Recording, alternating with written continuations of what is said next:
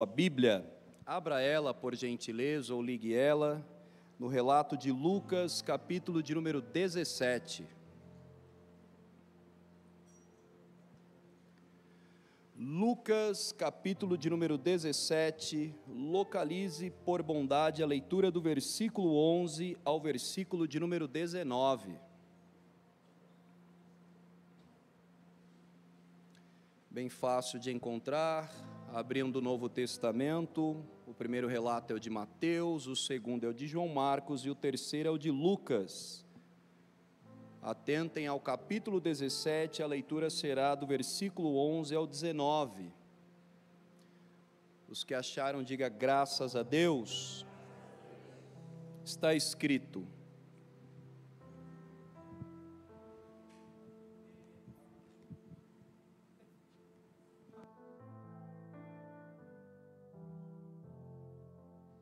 glória a Deus. Valeu, sonoplasta. Ao vivo é assim mesmo, né? E aconteceu que, indo ele a Jerusalém, passou pelo meio de Samaria e da Galileia. E entrando numa certa aldeia, saíram-lhe ao encontro 10 homens leprosos, os quais pararam de longe, e levantaram a voz a dizer: Jesus, mestre, tem misericórdia de nós. E ele, vendo-os, disse-lhe: Ide, mostrai-vos aos sacerdotes. E aconteceu que, indo eles, ficaram limpos. E um deles, vendo que estava são, voltou glorificando a Deus em alta voz. E um deles, vendo que estava são, voltou glorificando a Deus em alta voz. E um deles, vendo que estava são, voltou glorificando a Deus em alta voz. E caiu aos seus pés com o rosto em terra, dando-lhe graças. E este era samaritano. E respondendo, Jesus disse: Não foram 10 os homens limpos? E aonde estão os outros 9? Não houve quem voltasse para dar glória a Deus, senão apenas este estrangeiro? E disse-lhe: Levanta-te e vai, pois a tua fé te salvou. Bom, meus amados, antes de apresentar uma orientação aos nossos corações por intermédio da palavra, eu não poderia deixar de fazer pública a minha gratidão a Deus pelo privilégio de cultuar ao Deus que é digno de toda honra e de toda glória, pois saio de casa em paz aqui estou, para te lembrar que só o Senhor é Deus e não há outro, irmãos. Agradecer de todo o coração, carinhoso e honroso convite por intermédio da nossa liderança, os nossos pastores, pastor Daniel, pastora Juliana, que Deus abençoe poderosamente, onde quer que esteja e o que esteja fazendo. Queridos, quantos querem ouvir uma palavra de Deus aqui?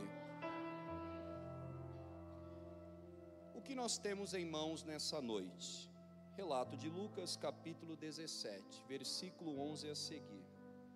Penso eu que por intermédio da epígrafe, que é essa parte em negrito, por si só o texto já expressa o que está por vir, pastor Dixon, que é o cenário que narra a cura de 10 homens leprosos. Só que o dia do nosso Senhor e Salvador Jesus não começou aqui, encontrando a 10 homens leprosos, abordando a 10 homens leprosos, observando e analisando o que estava acontecendo com a vida desses 10 homens leprosos. Os primeiros encontros que Jesus vai ter nesse dia antecedeu ao cenário dos 10 homens leprosos. De uma forma cronológica, passo a passo, ou seja, da forma que aconteceu os fatos, quem é o primeiro personagem que Jesus vai encontrar? Jesus está indo à periferia de Jerusalém, e um dos braços dá acesso ao território de Jericó. Uma multidão cerca ao Senhor e Salvador Jesus. E esta multidão tem uma convicção a dizer: Jesus o Nazareno. pessoas que olhavam para Jesus, viam a Jesus, ouviam a Jesus, apalpavam a Jesus, estavam com Jesus, literalmente e pessoalmente falando. Chegaram na conclusão, pastora Margarete, que Jesus era o Nazareno. Mas de repente, enrolado num pano, alguém que estava marginalizado e clamando por esmolas para sobreviver. Alguém que não via Jesus, mas ouvia Jesus. Decide disparar um clamor a dizer: Yeshua ben Davi, Jesus, filho de Davi, tenha misericórdia da minha vida. E o texto diz que ao ouvir esse clamor, Jesus parou. Lembra os senhores e as senhoras que a multidão que via, estava com Jesus, ouvia Jesus, dizia que Jesus era o Nazareno, mas em nenhum momento Jesus parou para quem reconheceu ele como Nazareno. Mas aquele que não via, mas ouvia, teve uma outra conclusão, a dizer que Jesus não era o Nazareno, mas era o filho de Davi. E por esse motivo o texto diz que Jesus decidiu parar. E por que é que Jesus não parou para quem chegou na conclusão que ele era Nazareno, e decide parar para quem chega na conclusão que ele é filho de Davi? É porque Nazareno é título regional, é título humano, é título do cidadão que habita na região pobre e simples de Nazaré. A dizer que Jesus era o Nazareno, ou vincular a imagem de Jesus ao Nazareno, é a mesma coisa que dizer: você não passa de um cidadão normal, comum, um mero mortal igual a nós. Mas filho de Davi é título messiânico. Só dois fingiu que entendeu ali, mas tudo bem. Jesus, filho de Davi, é título messiânico. Quem olhava para Jesus e dizia: você é o filho de Davi, em pormenores estava dizendo: eu sei de onde você veio, por que você veio e o que você veio fazer. Tem alguém nessa noite que ainda se recorda que Jesus é Deus? Jesus opera o milagre porque ele pede para tornar a enxergar. Ele volta a enxergar. O texto diz: saltando de si, pela emoção e o desejo da cura. Jesus sequencia os seus passos. E quem é o próximo personagem que ele vai encontrar? Um jovem muito rico. De longe ele tem ciência que quem está encontrando ele é o mestre dos mestres, o Senhor dos senhores, aquele que revolucionou a Jerusalém e os quatro cantos de Israel. De longe ele pergunta a dizer: Jesus, mestre, o que eu farei para herdar a vida eterna? Dependendo da sua versão e tradução, o que eu faço para herdar a vida eterna? Jesus, no seu bom senso, pastor Marcos, vai dizer assim: tem guardado os mandamentos? E o jovem pergunta: quais mandamentos? E Jesus agora começa a tecer em escala os tais mandamentos. Jesus diz bem assim: amarás o Senhor teu Deus de todo o coração, de toda a tua alma, de toda a tua fé e de todo o teu entendimento. Quando Jesus chega no estágio do entendimento, este jovem, na sua jactância, interrompe Jesus e vai dizer: tenho guardado todos eles.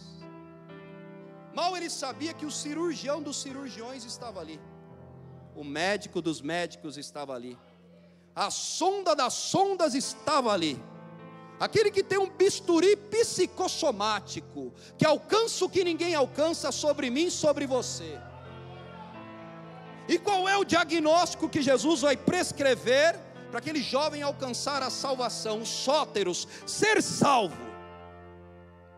Vende os teus bens, reparte e dá aos pobres. A mentalidade do jovem agora vai bugar. Ele paralisa.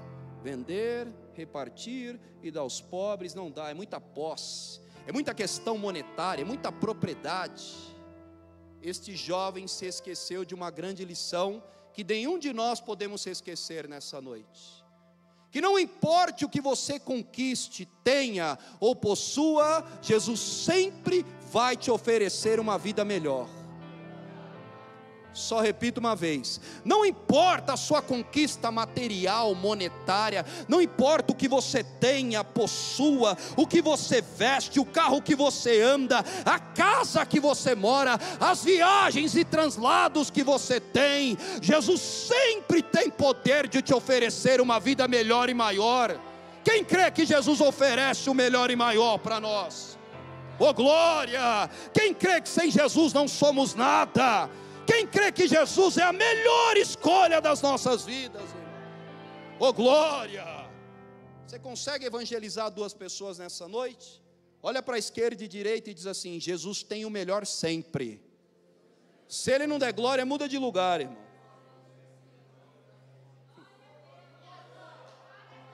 Só não dá glória quem prefere ficar com a posse, com os bens e com a matéria. Mas quem acredita que Jesus sempre teve e terá o melhor, já era para estar glorificando, exaltando e louvando ao Senhor, irmão. Em pormenores, doutor Lucas, era Jesus dizendo: ter posses é bom, alcançar coisas é bom, ter qualidade de vida é bom, mas nada disso é melhor do que aquilo que eu posso te oferecer. Jesus vai sequenciando o seu itinerado missiológico. Jesus tem uma missão a concluir. Quem é o próximo personagem que ele vai encontrar? É um homem de baixa estatura, chefe dos publicanos. Este homem tem uma estratégia engenhosa. Ele olha para um sicômoro, uma figueira brava, e ele decide, com dificuldade e muita coragem, subir. Lucas capítulo 19, versículo 5, diz o texto que Jesus para e, olhando para Zaqueu, ele diz: Zaqueu, desce depressa, porque me convém pousar na sua casa, e hoje terá salvação dentro dela. 3 lições que eu aprendo rapidamente e resumidamente com Zaqueu. Para subir no sicômoro ele teve que ter muita coragem, para descer ele teve que ter muita humildade, mas para abrir a porta da casa dele ele teve que ter hospitalidade. Por que coragem? Subir em um sicômoro bravo, tendo uma baixa estatura, Carlinho, não é fácil não. Agora, para descer, por que ele teve que ter humildade? Ele não era qualquer homem, não tinha qualquer credencial e cargo, ele era chefe dos publicanos. Agora tenta imaginar uma multidão olhando para ele, ele tendo que abrir mão de tudo isso para honrar um judeu. Tem que ter muita humildade para trocar a credencial da terra pela credencial do céu. Tem que ter muita humildade, Gaba, para abrir mão daquilo que o homem te presenteou para receber o presente que vem do céu. E para abrir a porta da casa dele, ele teve que ter muita hospitalidade, porque não era normal e comum um chefe dos publicanos hospedar um judeu e perseguido naquela época. Era desonroso para a infantaria de Roma. Que em 2024 não falte na sua vida coragem, humildade e hospitalidade. Chegamos agora no cenário do capítulo 17, versículo 11. Quem está no culto, diga glória a Deus, irmão. E essa foi para tomar a garapa, né, irmão? Essa é a garapa ungida. Versículo 11 a seguir, de uma forma expositiva, olha quantas lições nós podemos tirar do texto. E aconteceu que, indo ele a Jerusalém, passou pelo meio de Samaria e da Galileia. Penso eu que não é novidade lembrar a todos vocês que naquela época, até porque entre nós e o texto tem 2000 anos de diferença e intervalo, que o que predominava era uma rivalidade entre judeu e samaritano, samaritano e judeu. Judeu não se dá com samaritano, tem o desdém, a raiva, o ódio, seus conceitos e preconceitos. Só que o texto diz que Jesus decide seguir o seu itinerário por Samaria. E quem cerca Jesus? Um colégio apostólico. E quem pertence ao colégio apostólico? Judeus legítimos. Então era uma ofensa para os judeus passar num território samaritano. Só que Jesus decide passar por um território samaritano. E o que nós podemos aprender aqui? O que as pessoas pensam sobre o que Jesus vai fazer, não anula o que Jesus vai fazer. Repito, o que as pessoas pensam sobre o que Jesus vai fazer, não impede Jesus de fazer aquilo que Ele decide fazer. O que as pessoas pensam sobre mim e você, não impede Jesus de fazer o que Ele vai fazer sobre a sua vida.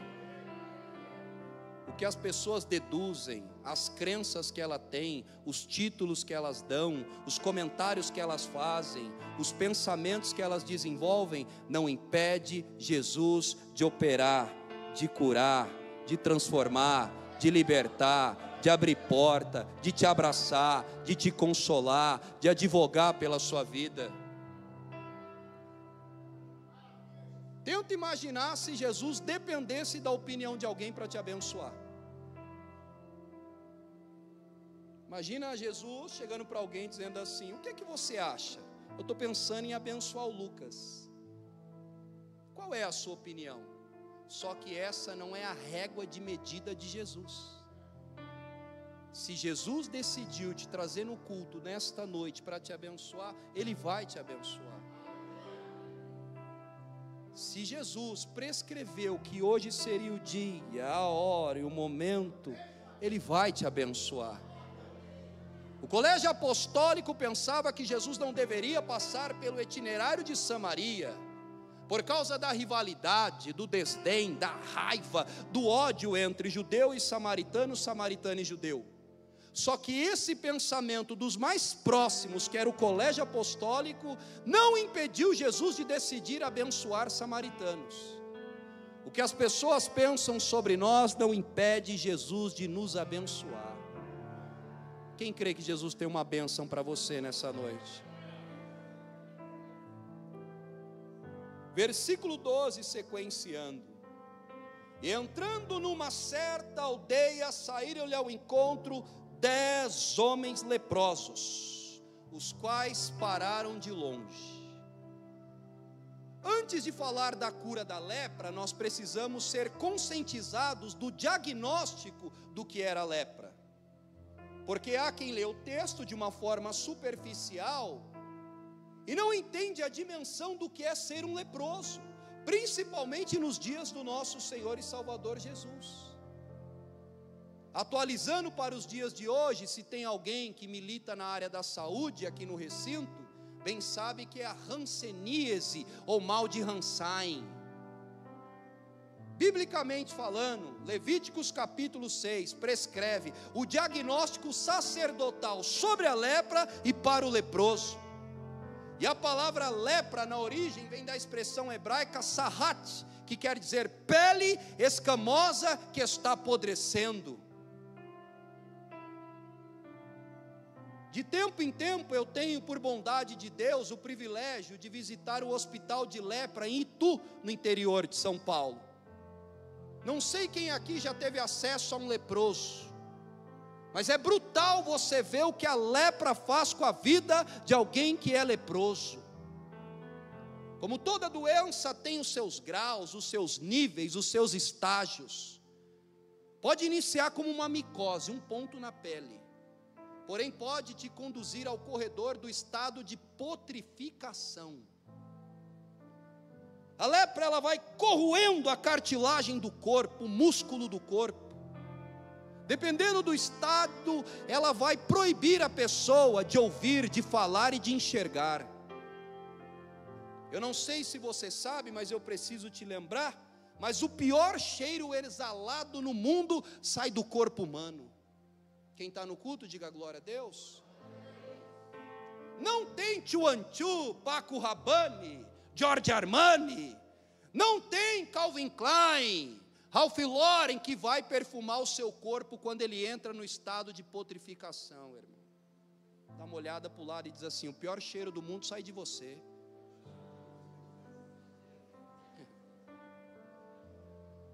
Você acha que um animal exala um mau odor? Você não sabe o que é o ser humano no estado de putrificação, senhores e senhoras. Eu não sei aqui quem teve a infelicidade de já passar perto de um corpo em estado de putrificação. Você tem que ficar num raio de quilômetros, metros, dependendo do estado do corpo, porque você não suporta o cheiro. Quem não se lembra dos dias do nosso patriarca Jó? A lepra está consumindo o seu corpo, a sua vida, a sua mente, a sua alma. E para quem não sabe, naquele tempo Jó usou uma estratégia, ele se escondia no lixão, para que as pessoas confundissem o cheiro. Não sei se é o corpo de Jó, não sei se é o lixo. Não sei se é o lixo ou se é o corpo de Jó que está exalando esse mau cheiro. De um sheik trilionário naquela época do Oriente Médio, está agora em estado de putrificação, morando dentro do lixão. Olha o que a lepra condicionou Jó. Vinham os amigos, vinha a esposa, e ele se escondia no lixão, para confundir o odor. Não sei se é lixo, ou se é o corpo ou lixo. Mas é este Jó que vai nos lembrar: nu eu saí do ventre da minha mãe, e nu eu retornarei para lá. Tudo que eu tinha foi Deus que me deu, e quem tirou também foi Deus. E em breve o meu Redentor, ele vai se levantar. Quem não se lembra do ministro da segurança do rei Ben-Hadad da Síria, Naamã, chefe do exército? E o que me chama a atenção na história de Naamã, o leproso, é que uma menina cativa, que veio presa do exército da Síria, que agora vai visitar a Israel, ela sai cativa de Israel e vai para a Síria. Ela vai servir na casa de Naamã, o leproso. E é essa menina que, em contato com a esposa de Naamã, vai dizer: existe um profeta em Israel, que ele ainda tem contato com o trono, tem acesso ao Pai, ele ainda tem a chave, tem o disjuntor, ele ainda tem uma palavra de cura. E se ele falar com o Pai decidir que vai curar o seu esposo, ele vai curar. E o que eu aprendo? A lepra de Naamã não contamina a menina, mas a compaixão da menina contagia Naamã. Que a lepra do mundo não te contamine, mas que a graça que habita em nós possa contagiar os quatro cantos do mundo. Quem crê que a graça ainda contagia? Quem crê que a graça ainda toca? Quem crê que a graça ainda muda? Quem visitou o Rio Grande do Sul, foi a graça, irmão. Oh, glória! Não permita que a lepra mundana possa te contaminar, mas que onde você colocar a planta dos teus pés, a graça que habita em você venha contagiar aquilo que você fala, aquilo que você ouve, aonde você toca, aonde você frequenta. Aproveita e dá uma olhadinha para o lado e vê se tem graça na pessoa que está sentada do seu lado aí, irmão. Oh, glória! Oh, glória! Eu creio que nessa noite tem pessoas com graça de Deus aqui, irmão.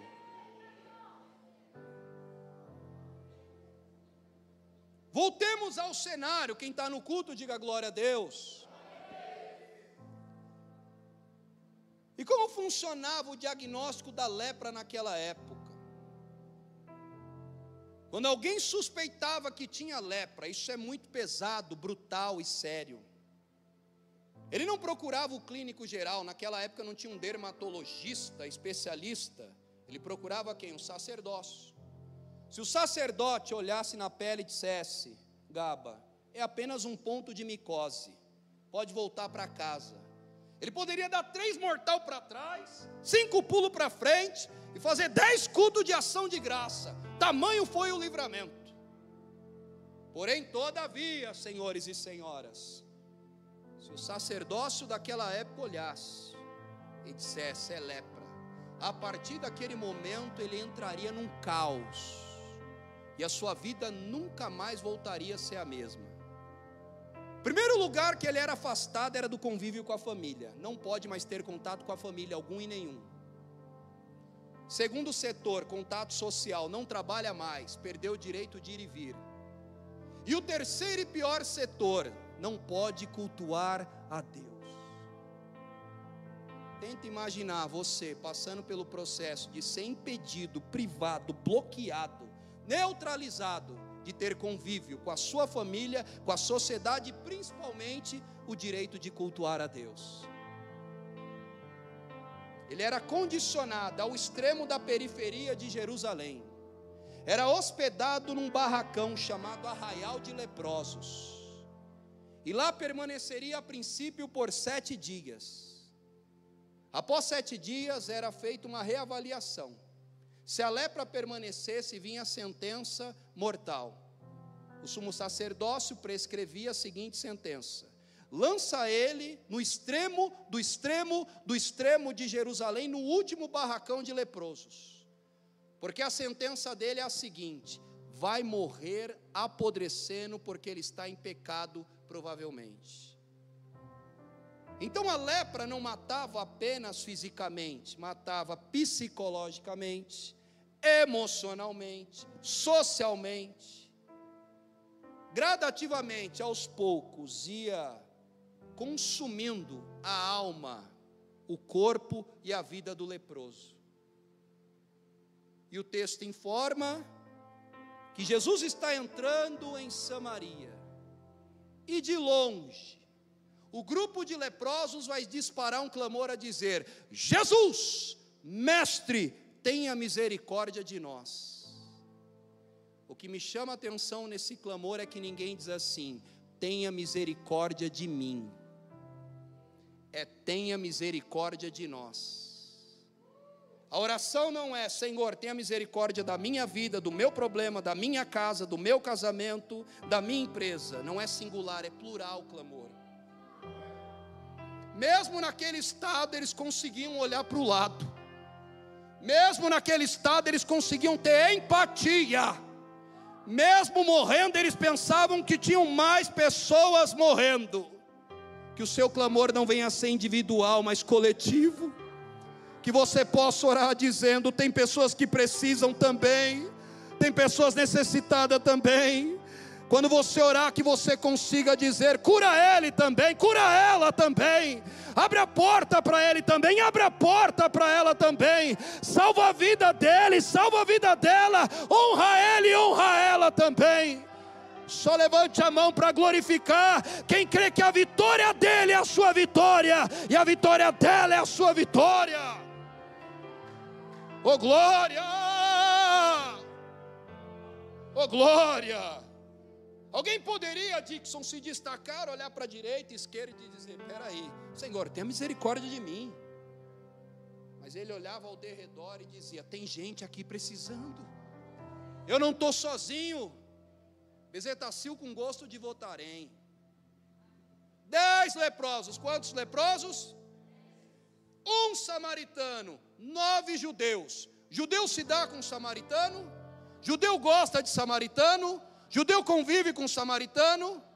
Você percebeu que quando eles estavam doentes, eles estavam no mesmo lugar? Quem está no culto, diga glória a Deus. Você percebeu que na dificuldade a gente fica igual? Rio Grande do Sul, lá não tem, quem não tem, quem pode, não pode, quem faz, quem não faz, quem chegou e não chegou, é todo mundo igual. Você já viu alguém de nariz empinado, peito estufado, precisar de alguém? Difícil. Mas quando precisa, não vem de nariz empinado e peito estufado. Não é assim? Quando precisa de alguém, vem doce. Não é assim? Quando você precisa, você chega na pessoa e diz assim: o senhor é o melhor pai do mundo.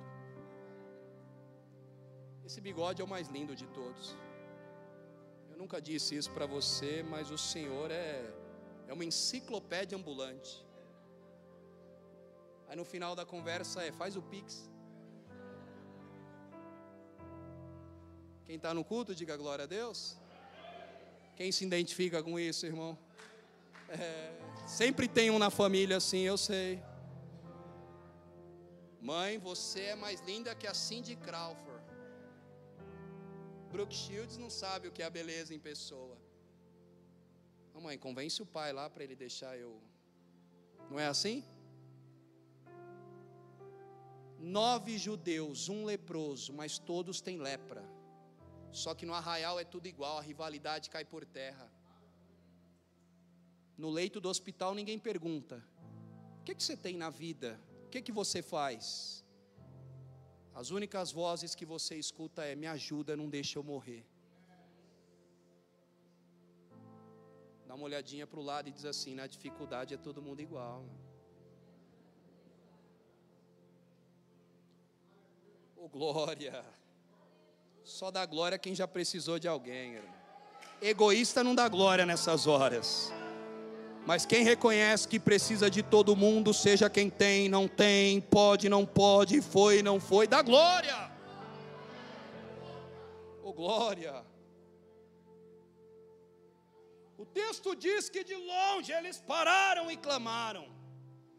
E por que de longe, igreja? Porque a orientação sacerdotal para o leproso era a seguinte: quando você avistar algum cidadão vindo, você sendo leproso, se afasta dele, coloca a mão direita na boca, ergue a mão esquerda e de longe diga bem assim: não se aproxime, eu sou maldito e tenho lepra. Era o peso, o fardo, o cargo e o diagnóstico social para o leproso. Não deixe alguém se aproximar de você sem que você lembre ele que você é leproso. É por isso que o texto é aclarado e nos informa que Jesus está vindo e eles pararam de longe. Mas olha que interessante, toda lepra consome os ouvidos e os olhares. Ou seja, eles tinham dificuldade para ouvir e para enxergar. Só que eles usaram o pouco que eles tinham, que era o quê? A voz, o clamor. Eles estavam usando o que eles têm para conseguir o que eles não têm. Repito, eles usaram a reserva do que eles tinham para conseguir o que eles não tinham. Tem muita coisa que você não tem, mas tem coisa que você ainda tem. Então use o que você tem para conquistar o que você não tem. Agora o texto vai dizer que Jesus ouve o clamor, e a resposta de Jesus é apenas relembrar o roteiro sacerdotal que já foi pré-escrito, a dizer: vão e se apresentem aos sacerdotes. E o texto informa que indo eles, e aqui eu quero pensar, quando eles viram Jesus, eles estavam leprosos. Quando eles clamaram, eles estavam leprosos. Quando Jesus ouviu eles, eles estavam leprosos. Quando Jesus orientou a eles, eles estavam leprosos. E quando Jesus sai de cena, eles estão leprosos. E o que eu aprendo aqui? É possível você encontrar Jesus e continuar leproso. Repito, está no texto, é só ler. É possível encontrar Jesus e continuar leproso. Mas isso não quer dizer que você não encontrou a Ele. Isso não anula o seu encontro com Jesus. É possível você vir a um culto maravilhoso, glorioso e realmente, verdadeiramente, não tenha dúvida que Jesus está aqui. Mas você pode voltar do mesmo jeito para sua casa.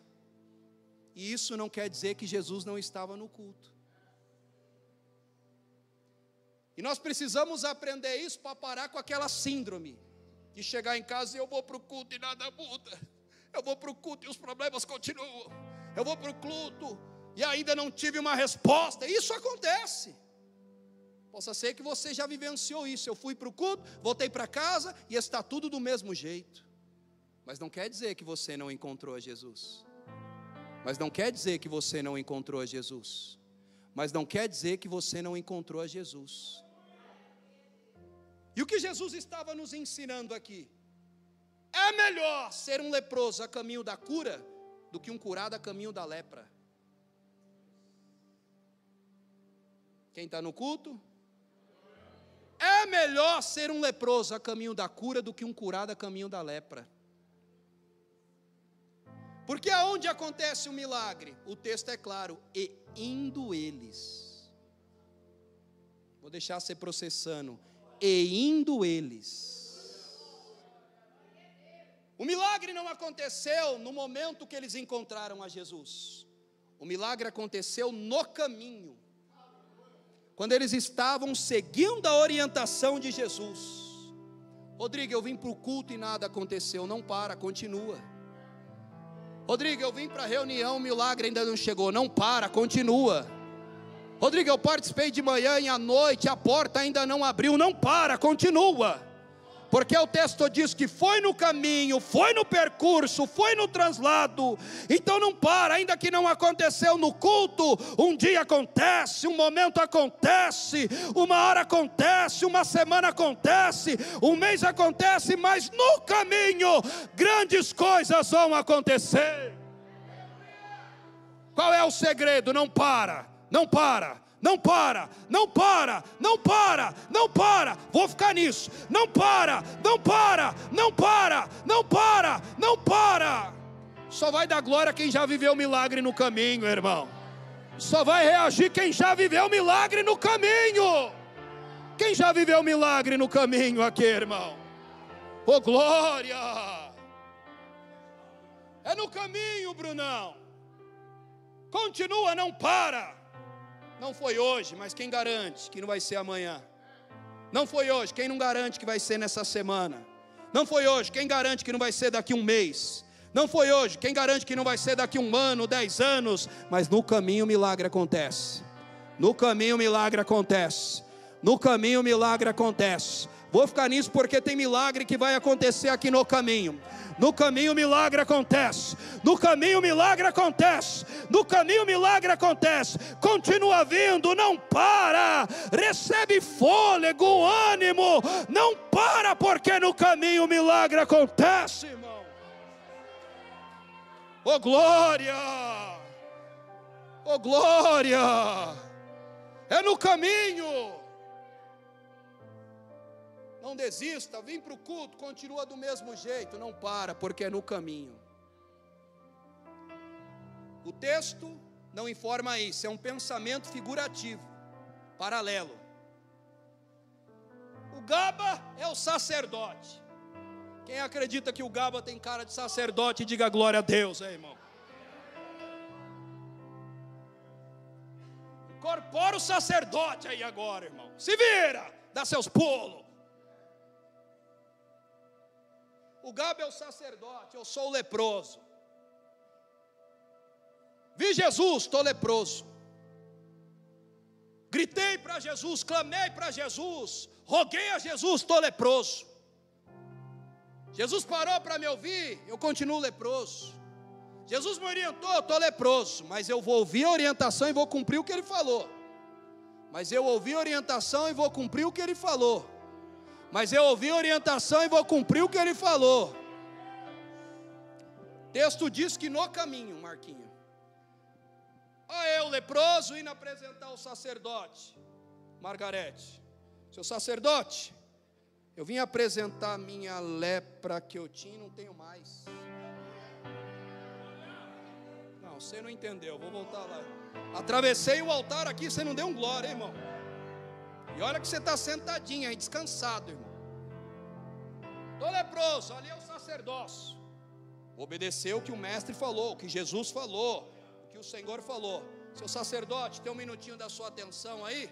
Por gentileza aí? Tem uma agenda para mim disponível? No seu escritório hollywoodiano? Eu sou leproso, eu vim apresentar a minha lepra, que eu era leproso e não sou mais. É no caminho, é no caminho, é no caminho, é no caminho, é no caminho, é no caminho, é no caminho, é no caminho. Você pode dizer a 2 pessoas ou 3 nessa noite, não para porque é no caminho.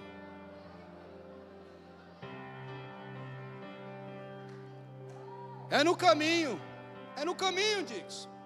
No caminho que aconteceu a cura. O texto é claro. E no caminho foram curados. Está no texto. É no caminho foram curados. Oh glória! Porque grandes desfechos acontecem no caminho. Vou terminar aqui. 10 homens curados. Quantos voltaram para agradecer? 10 curados. Quantos voltaram para agradecer? E porque um voltou, dentre inúmeras lições que você sabe, já ouviu e já aprendeu. Me permita compartilhar apenas mais uma e termino. Porque o samaritano aprendeu que melhor do que estar limpo perante os homens é estar limpo perante Deus. Quem está no culto? Ele entendeu, precisa estar limpo perante o sacerdócio, os homens, a liderança, a hierarquia daquela época, correto? Mas melhor do que estar limpo perante os homens é estar limpo perante Deus. Se coloque de pé nessa noite.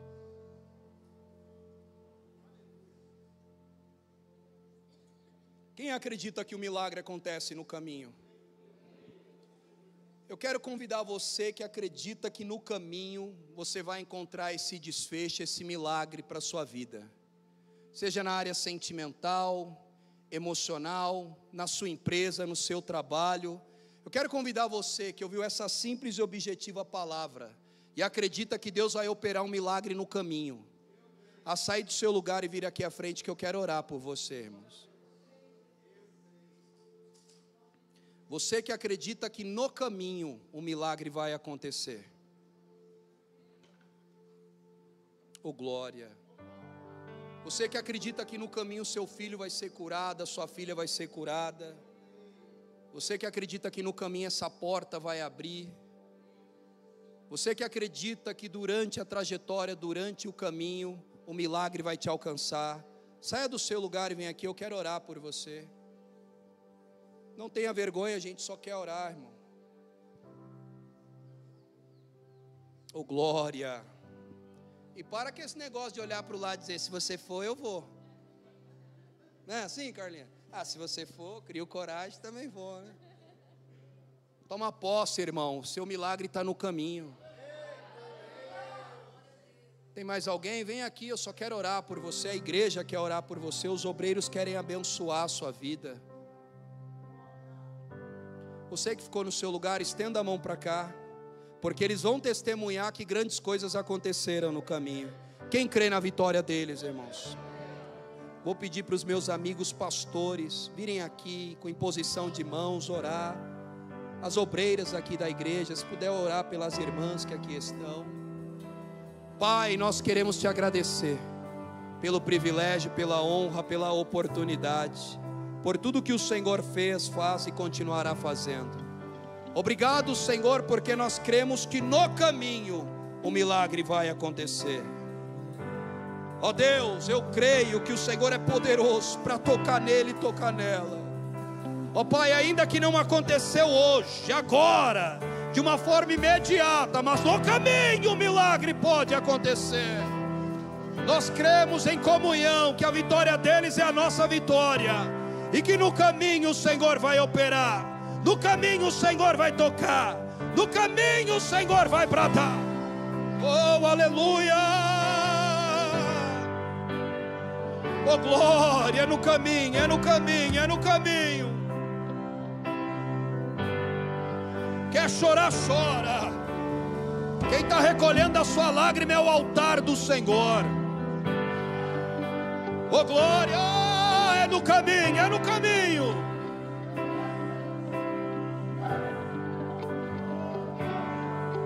Olha aí o milagre no caminho.